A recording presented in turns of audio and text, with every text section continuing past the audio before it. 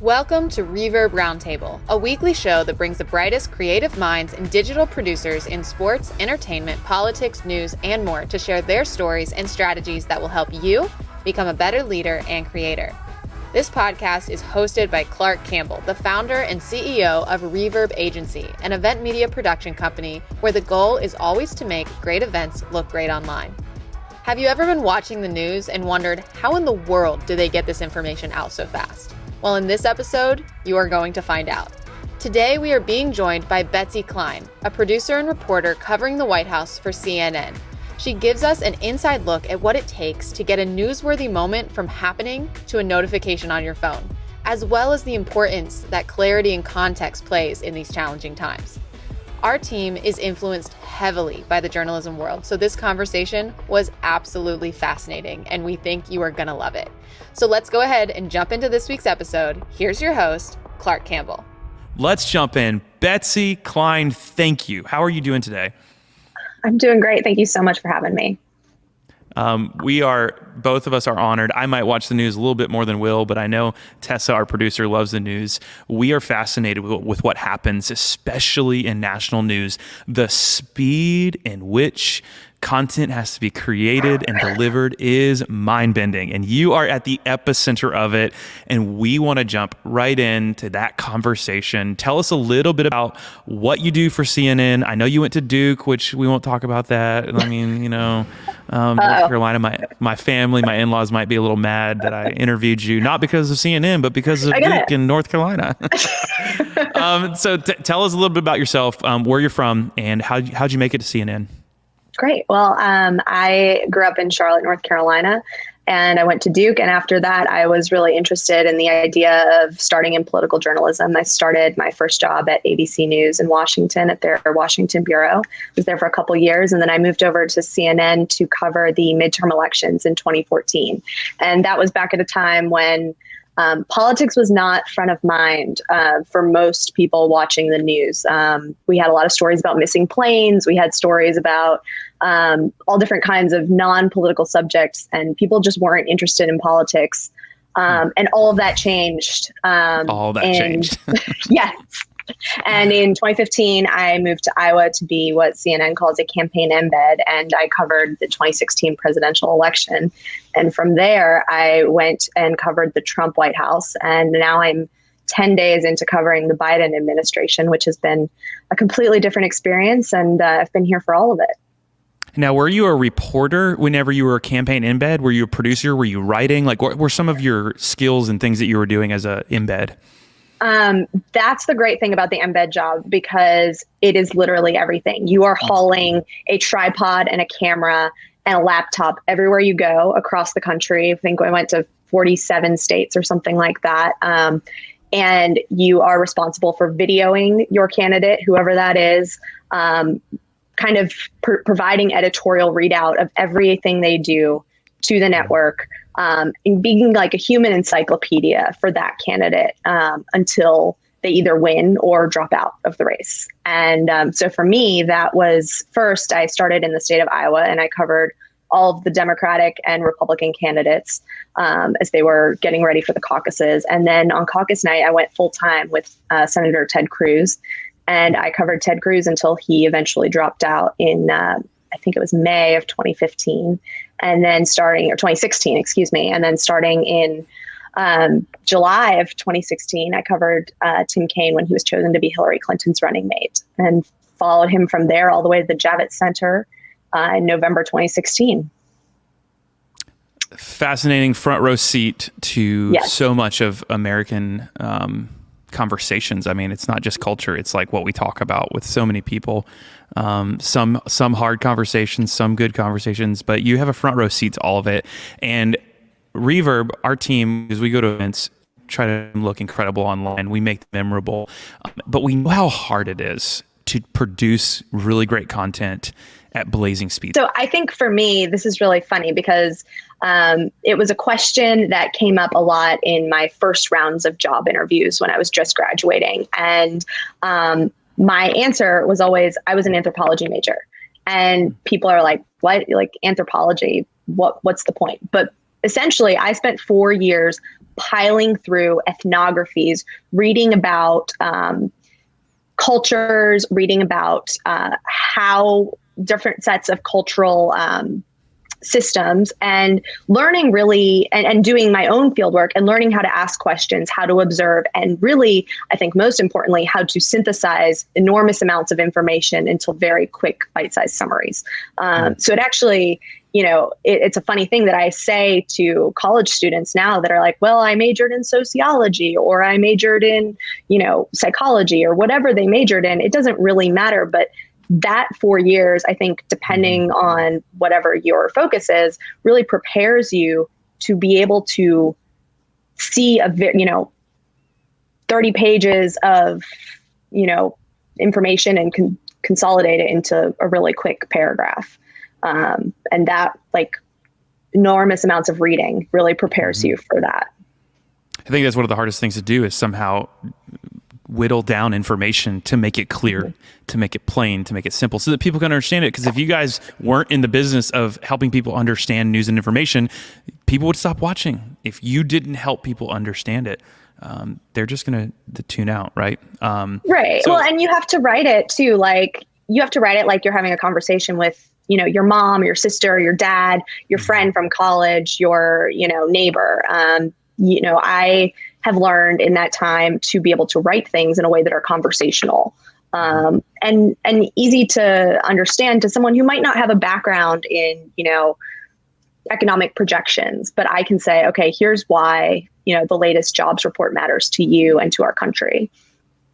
It's fascinating. I'm going to let Will, as we jump into this, I'm going to let Will ask technical questions, and I'll probably try to ask more philosophical or psychology questions. I think we're the left brain, right brain thing going here.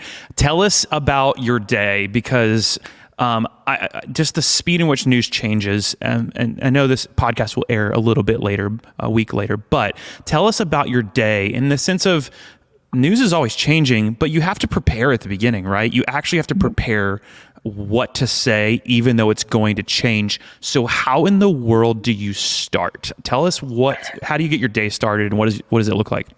Right. So I start work a little bit before 6 a.m. I'm not a morning person, so don't ask me for advice on that. Haven't quite figured it out yet. But what I do is I write a morning editorial note, and that is kind of our internal CNN guidance for what matters on the White House and Capitol Hill beats. And that kind of provides a framework for what are the key storylines of the day, what are the key questions, what are the key themes. And so to do that, I start actually by just reading a lot and watching things. So I always turn on CNN New Day right at 6, and I see what are their 3 or 4 key headlines and how do they apply to kind of what we're talking about at the White House and on Capitol Hill. And then I move over and I read the Daily Beast cheat sheet, which does a really good job of aggregating some of the top stories. And then from there, I read the Politico Playbook, I read Axios, I read Washington Post's Power Up. And then from there, I kind of have a good idea of how I want to structure this. So the note, it's pretty quick to the point. We're removing all of our excess content, but we're really just getting like, here are your 3 key headlines. So today, for instance, and this obviously will change day to day, the COVID relief package that is being negotiated right now between the White House and Capitol Hill. That along the backdrop of Republicans are having this internal civil war, a lot of, this debate on if Marjorie Taylor Greene, the congresswoman, is, openly embraces conspiracy theorists. Is she going to be stripped of her committee assignments? Meanwhile, you have kind of an internal revolt against the number 3 House Republican, Liz Cheney, who is, struggling to keep her power. Then the third piece of that is you've got an impeachment trial coming up starting next week. And then the fourth piece of that is that the White House is still trying, and they're in their first, 10 days or so, they're trying to control their message. And the president is in the process of doing a lot of executive actions meant to kind of enact his agenda as some of his campaign promises. And today that is immigration. And so he's signing a couple of executive orders on that.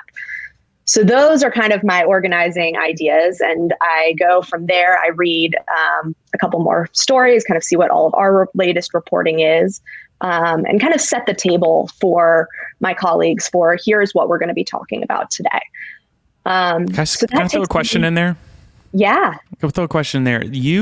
How do you decide what stories matter the most? I know we had a pre-conversation, and I know you passed the information around, but you're setting the table for I think reporters at the White House, and so that they know what they're going to talk about that day, even though they can do their own work in some levels. But how do you decide out of probably 50 stories that you read on all these platforms? How do you decide? Well, some of the key themes I think keep coming up, right? Like this, a major story is this COVID relief package, and it's of huge import to people's lives, right? Then, it's also up for debate. After I finished writing this note, I take about an hour to write it, and my boss calls me sometime between 7 and 7:15, and we have a pretty spirited debate over what's going to lead your note. And so today we had a discussion about whether the COVID relief package should go first, or should we do Republican infighting first? And I made my argument. He thought that the Republican infighting should go first. And he heard me out. We talked about it, and it's definitely a process of engagement. And so you got to be ready to defend yourself really, and why you've done these things back, as early as 7:15 in the morning. I think, it's not just me. I mean, I'm looking at the reporting of all of my colleagues. Yeah. I have another colleague, Stephen Collinson, who does these incredible analysis pieces, and he does a really good job kind of tying everything up with a bow of all of these storylines, and does a story every night that gets released in the morning that incorporates all of that. And so sometimes I kind of follow his pattern and his thought process. I don't think that there's necessarily a wrong way to do it either. But there are definitely things that are more important and more pressing for the day ahead than, some stories. And kind of the argument my boss was making to me today was that COVID relief is kind of a yesterday story, because the meeting happened yesterday. There's not another meeting happening today. There's going to be some fallout from it, but it's not really driving the day the way that the Republican infighting is going to continue to play out. So that makes a lot of sense. Yeah, I'm very open to, talking to him, hearing, constructive feedback, and we get it into shape. In that give and take that you all have, obviously you're trying to determine what's going to be most effective to distribute as you all move forward. My kind of question that I have alongside of that is, it almost sounds like you're trying to play games in the stock market where you're trying to guess what's about to happen and do I sell now or what not? So how do you basically try to stay ahead of that curve and make sure that you're checking yourself and saying, is what I'm focusing on right now relevant to when I know it's going to need to go out? Well, I think these are generally speaking very broad themes that a lot of you can say with some certainty based on what's on the president's schedule, what kind of hearings are coming up on the Hill, what is going to happen today, that you have a calendar, these are Tuesday's events.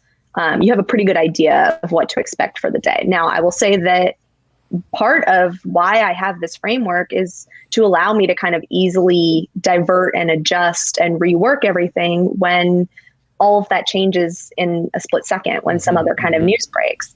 And what's interesting about that is that happened all the time in the Trump administration, where I would write the note, I try to send it by 7:30 in the morning. So it's a very condensed timeline. Clock is ticking. Gotta, take my boss's feedback and turn it into something that's readable. And then at 7:40, the president would tweet.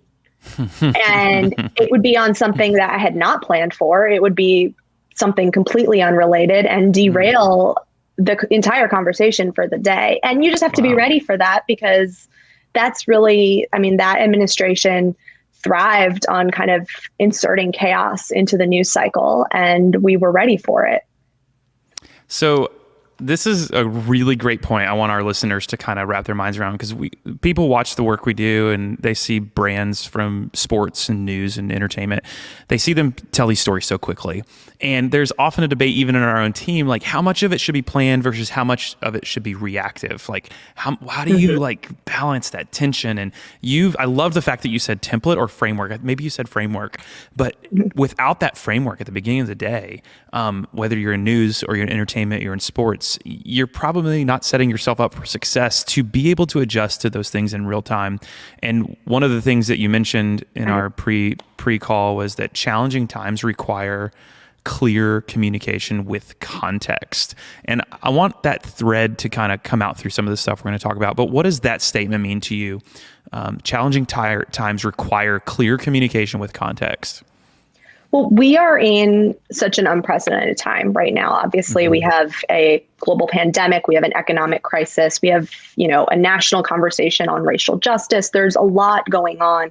And I think our viewers and our readers, it can be easy to feel inundated with all this information. So our job really is to distill that in a way that is clear, that is understandable, but that also is providing the context that is necessary to understand these times and to place, what we saw on January 6th in the broader context of what the Trump movement has been for the last 4 years. For me, what it was like to go to Trump rallies and see QAnon supporters starting in 2018 and trying to, at first, what is QAnon? What does that mean?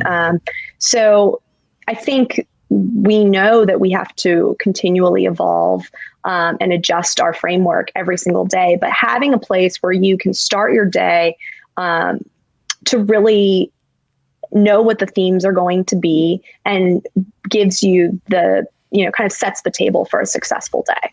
And, for me, in addition to that, another huge piece of what I do is the editorial aspect of covering the White House. So tell us about that. After my note is sent at 7:30, I kind of get myself together really quickly. I run in, I get my COVID test, and I walk in the gates of the White House, and the real work of the day begins. And that can be any number of things. It can be White House briefings. It can be statements and live events and speeches from the president himself or the vice president.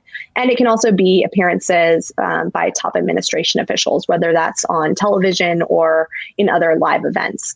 So my job is to watch these things as they're coming in and make sure with a huge and wonderful team of colleagues that all of the news from those events is being sent internally, but is also being that I'm writing it in a way that is ready for broadcast for potentially an anchor to read on air or ready to be published online.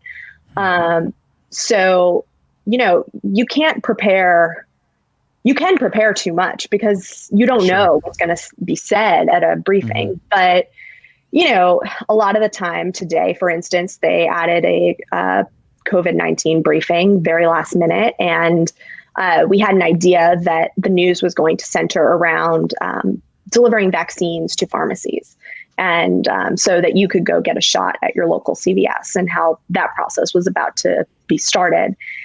And so I had some idea of that, and we knew in theory that that was going to be announced off the top. So I have an email ready to go with kind of the background on that and what it means and kind of why it's important, because right now we've seen for, the last several weeks that we are not deploying our vaccines quickly enough. And, we have a long way to go and really scaling up that operation. If you're under 65, the chances you've gotten a vaccine are low. So, and obviously the urgency now of getting them out in the context of all these new variants, and it's just a generally scary time. So kind of, that briefing is starting at 12:15, but at 12:14, I've got an email ready to go with like the back half of that that's going to be ready. So then you can kind of write through that with the quotes when that happens. And I think that system sometimes fails me entirely, right? And sometimes it works. You got to be, ready to adapt and evolve based on what they actually say. You can't hit send on that email until it's happened, until it's been said out loud. So, going from that and really at least having something so that you're not starting with blank Outlook email gives me a little bit of comfort.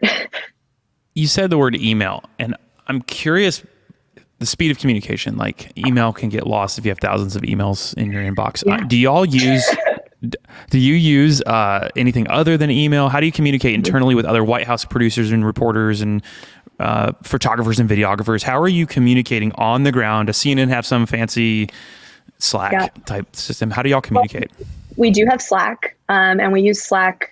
Some teams use Slack more than other teams. Our team covering health uses Slack a lot. They love the Slack. So I think anytime we have a COVID briefing or something where we have to work with them to kind of understand what's going on and kind of run things by them, we are on Slack. But then our team of producers and White House writers and reporters, we have a text message chain. And so really like message at the end of the day. Sounds like us. it's very fancy. But in an hour-long briefing, we've got a continuous thread of, you know what, I'm going to hop out and get this, whatever, Jen Psaki just said, I'm going to take that and I'm going to stop listening for 2 minutes, flesh that out, send it out. And everybody else will keep listening. The problem with that, of course, is that it can mean you miss things that you want to know. So, for instance, you missed something I heard last year. Yeah, you missed something. Yeah, it's pretty embarrassing. So I'm sitting in our workspace in the basement of the White House, and the President Trump is at the podium, and he said something, I can't remember what it was, that was sort of newsy. And I said, "Okay, guys, I'm jumping out. I'll take this." And while I was like radio focused, had my headphones in, I missed his comments about bleach and injecting bleach and sunlight to cure the virus. So after the briefing was over, I had somewhere to be. I ran out and I get home like an hour later and my phone is just blowing up and everyone's like, "Did you see that?" And I'm like, "What are you talking about?" Like, I was there in the White House. Of course you saw it. In the building. Like, what are you what? I'm not injecting bleach. Like, is this like some joke? But no, you really said that. But it took me a couple hours to realize that had happened. Gosh, that's and so how do you recover out of that moment? Do other people take over and report it and like what happens in that moment?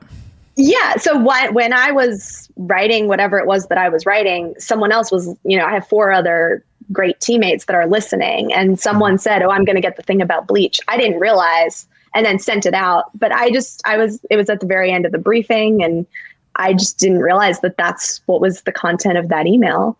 And then it became the story we talked about for objectively months. We're still talking about it. And really kind of unexpectedly a defining moment for that presidency and the pandemic response, actually.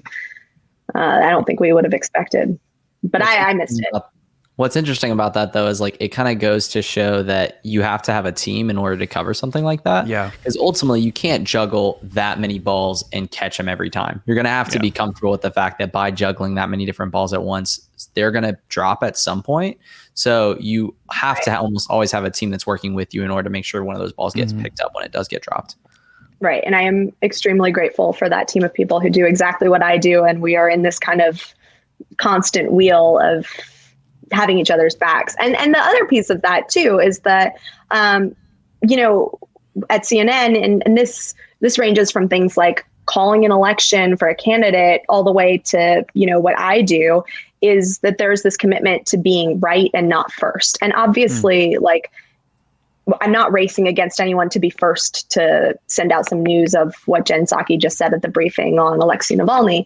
But when I am writing what she said about Alexei Navalny, I want to make sure that I'm quoting her accurately, B, that I am providing the right amount of context on what she said and what it means in this moment. So you really do need to stop, take a step back, reread what you've said, take your time. And fortunately, in addition to this team of colleagues that I have helping me with these alerts, I also have a team of editors and supervisors that also always have my back, and nothing I send out gets put online or read on the air without oversight, which is, for me, something I'm very grateful for.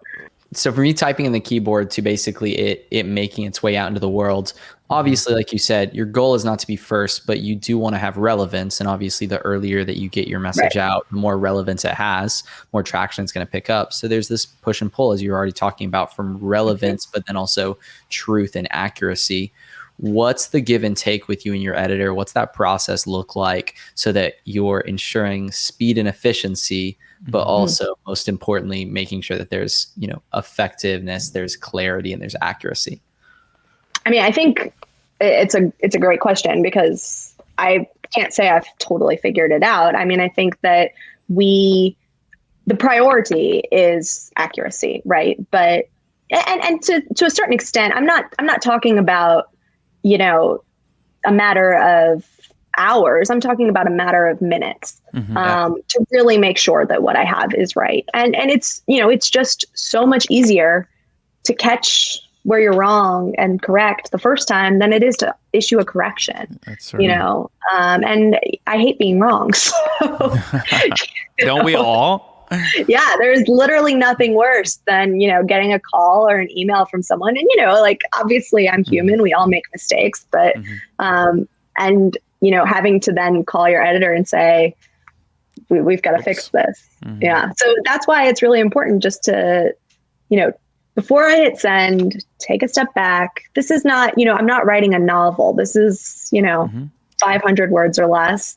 And for the longer stories, obviously, there's a lot more oversight. And, some of the more enterprise and reporting stories that I do require a lot more time. And sometimes, you're going to get beat on a story, and it's too bad, but I'd rather be beat than be wrong.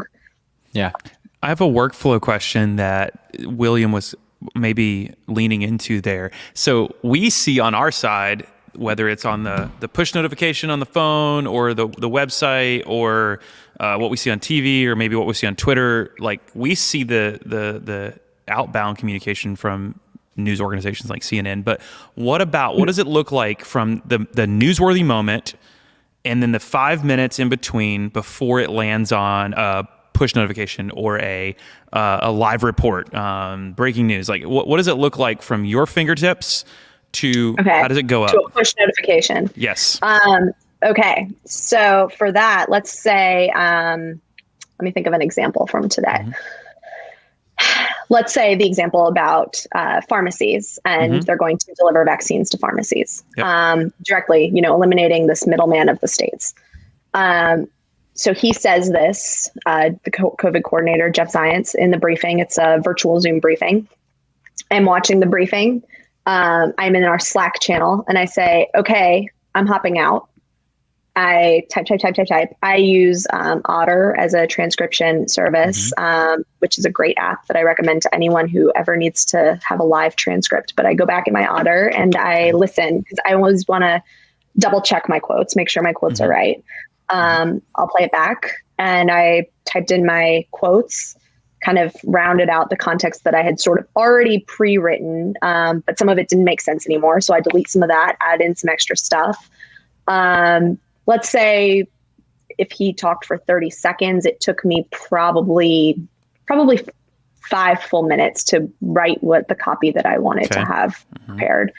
Then I send that around internally. If that, let's say, is going to it was added to an existing story, the editor picks it up, she puts it into our editing system, and she edits it, and then she sends it, and it gets a second round of edits. And from there, it gets published online. The second editor hits publish. And then there's another team that is responsible for all of our social media alerts. And I think they have the most incredible power. It's really exciting because they decide, okay, this is worthy of an alert or not. And they write, whatever. I think they have 150 characters to get on your phone, and they can do that very quickly once something is published. As you're talking, I got a notification from CNN about Senate confirms Alejandro Mayorkas as Homeland Security Secretary. He is the first Latino and immigrant server. I was going to be like, whoa. It is fascinating because it's speed. It's so fast. It has to go through these editorial accuracy processes. And it's really fascinating. Right. Well, and for something like that, for instance, like, we know that the vote is happening today. We knew that it was happening roughly at this time. And, if you're writing that story, you have all the background of, who is he? What's he going to do? What challenges is he facing? And that, and then you just at the top, you get, he was confirmed with a vote of whatever to whatever. And that's it. So it goes pretty quickly once that news is broken. It sounds like some of these stories are a little easier than others. Yeah, you can do some preparation. Sometimes you're just flying by the seat of your pants, and that's okay. That's what we learned in the Trump administration, just to go with the flow. It sounds like your real-time skills were developed pretty strongly in the Trump administration. Speaking of team, you talked about team.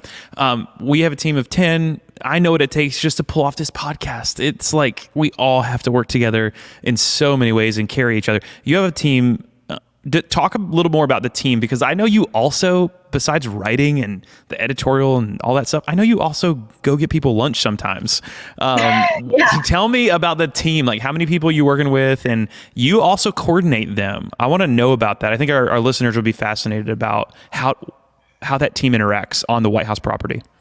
Yeah. So, well, everything has changed now due to coronavirus and our practices there. So we are keeping a really tight footprint. And the way that we decide that is that the White House has allocated 8 tests per network per day. So of those 8 people that are physically on campus, we have a morning television correspondent, an afternoon and evening television correspondent. Then we have me, the producer, and then we have a group of photojournalists and engineers. So yes, a piece of my job is making sure that everybody's fed, and that is really important, and everyone's a critic, and that's okay. But also I have a whole team of people working at our bureau that have kept coming in through all of this to keep the trains running, that I'm coordinating with, who are working for our shows, who are communicating with our control rooms, who are communicating. So my job really is to be the traffic cop between the shows, the correspondents, and the crews, and to make sure that everybody knows where they need to be, what they're talking about, and when. So there's that piece of it. I also have, I have a manager. I have a team of other producers. We have an AM shift, which I'm on. We have a PM shift, and then we have someone during the day. We also have people that are responsible for cutting packages. We have 2 reporters that are wonderful that are assigned to us working for digital, who write for cnnpolitics.com. And then we have this great, really terrific team of correspondents. And the ones who are not physically at the White House, we have a second White House live shot location that is outside the White House. And then, we also have folks working from home. So we've all had to really adapt. I mean, in normal times, we call it the booth. It is in the basement under the briefing room. It is about a 10 by 10 room, maybe not even that big. And we usually fit 6 people in there. Now we have 2 at the most, and we're all masked and distanced. So it's really changed a lot during the pandemic. And hopefully, I mean, I used to complain about it, but now I just really miss being squished in there with so many colleagues. We had a really nice time. The world is we're gonna come back to that one day, where we're all wanting to be super close to each other. I don't know if I really jam-packed. How do you keep all those details and logistics straight? Like, are you just running around with notepads full of hand scribbled notes that you're taking on the go, and this person needs to do that? Or do you guys have some sort of like a management system built into that where you guys are assigning each other tasks and things? Yeah, we do have some internal systems, one for keeping track of all of our photojournalist assignments. We also have, we have an internal video system, so I can watch any feed that's coming in, whether I'm at the bureau or not, even if I'm working from home, which has made the work from home process just significantly smoother, I think, than I ever would have thought. And also, when you're in the field, I can do the same work, whether I'm, sitting in my living room, whether I'm sitting in the White House booth, or if I'm sitting in a parking lot before a Trump rally. So we do have kind of systems in place. I mean, I won't say that I am, that I've totally figured out how to organize all that information, but I have a lot of Outlook contacts. I have a lot of notes on my phone. I have a lot of auto recordings that I can't say are super organized. I thought maybe I would keep them more organized in this administration, but I have yet to do that. So. It sounds like there's just like a lot of craziness going on, which is oftentimes, of course, how the real-time reaction goes. And it's something that you're keeping up with, and you're continuing to keep the facilitation going, which is interesting. It's crazy to me that like you're now able to utilize this system where you can watch any live incoming feed from anywhere using your phone or whatever as you're on the go, versus what that had to have looked like pre that system. Because really that seems to, like you're saying, it opens you up to where you're not really having to be limited to being in a physical location in order to stay on top of your workflow, which is super interesting. Yeah. And I mean, I'm really lucky just because in my professional lifetime, all of that technology has generally existed. I think that there are certain things that make it easier to do my job. Like I have AT&T TV Now on my phone, and I use that if sometimes I'm watching, like during the Trump administration, Larry Kudlow is appearing on Fox Business, and I've got to leave the basement of the White House to go upstairs to maybe ask him a question afterward. I can keep watching it. So I know what he said, so I know what to ask him. And like that kind of technology didn't exist, too long ago. But I do think that as a news organization, and I think all news organizations, we've been really lucky that if we were going to survive a pandemic in our lifetime where we would have to make this transition, so a lot of us going from working in the field to working at home, we have the technology and we were pretty much prepared to do that. I mean, install a couple of in-home live shot locations and you're good to go. Kind of get everybody to adjust to Zoom.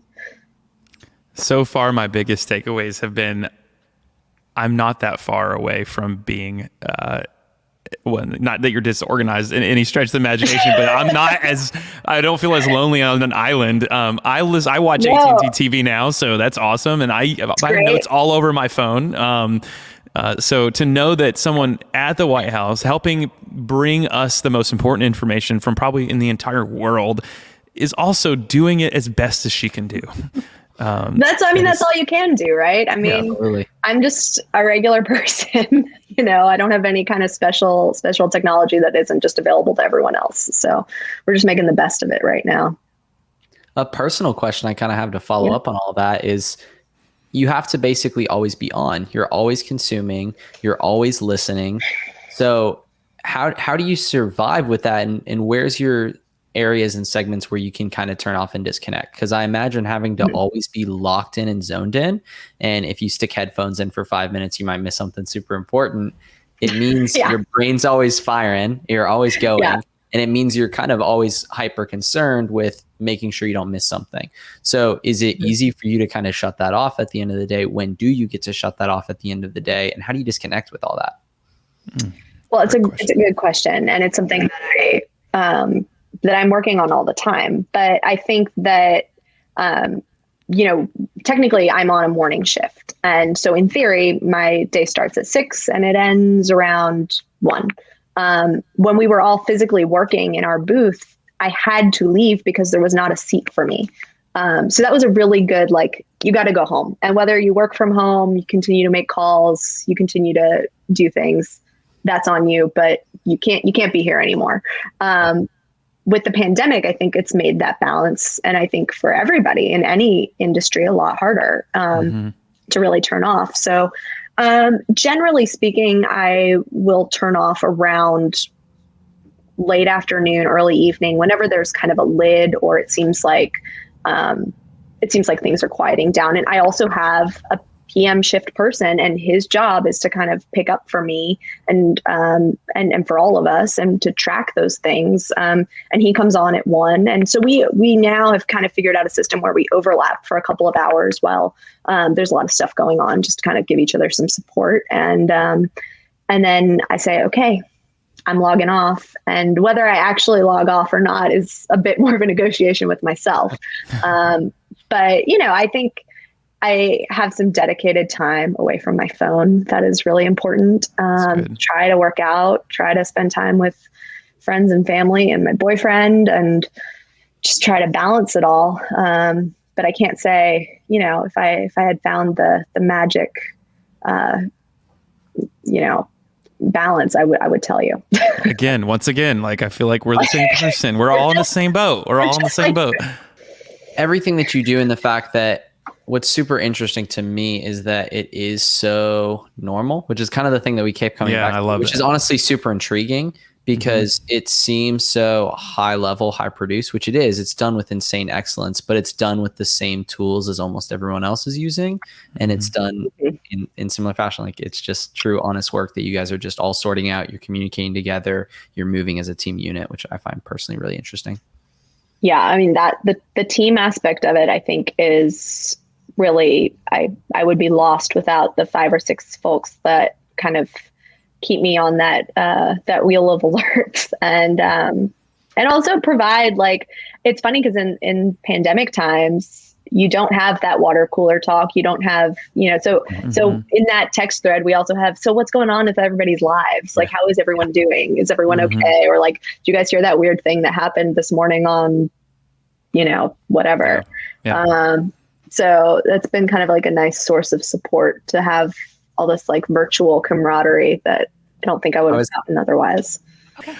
Well, Betsy, fascinating conversation. I know, hopefully not just for us who love news and politics and all the science and the psychology behind media and consumption of media, but thank you for giving us a peek into the story and like giving us access to what you do right on the White House lawns. I mean, you even took us home. You told us what you did first thing in the morning. You write to prepare yourself and prepare your team for the day, and so it's challenging, right? It's so challenging. Is there anything else that, in parting, you might share with us about how hard it is, or an encouragement? You've encouraged me by saying, hey, we're normal. We're normal. So what would you say to people who are trying to tell great stories quickly?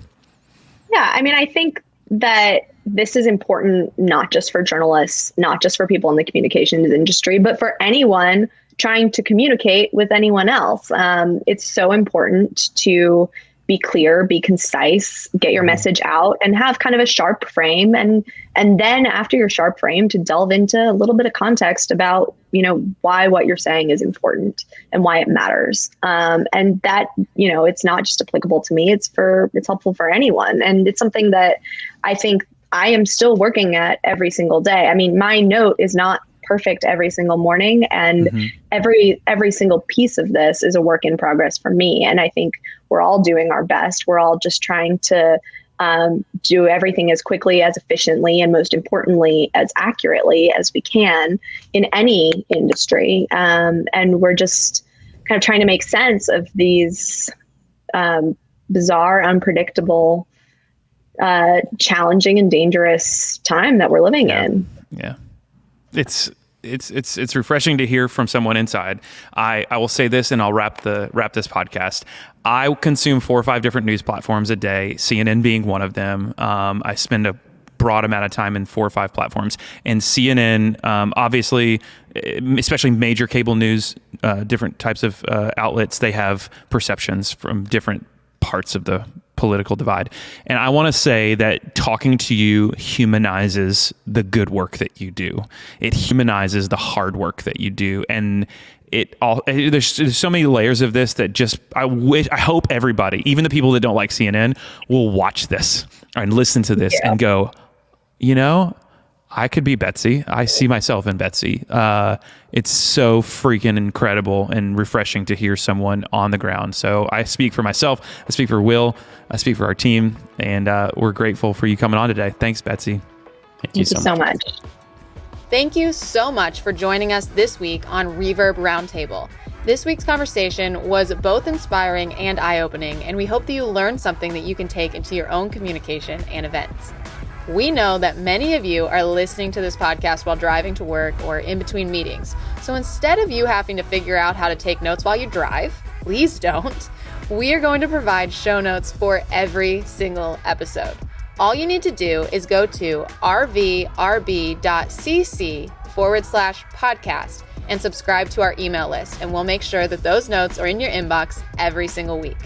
We also occasionally include free resources in those show notes, so you are definitely going to want to get in on that. Again, that is rvrb.cc/podcast. Don't forget to subscribe so you don't miss our next episode, and we'll see you next week.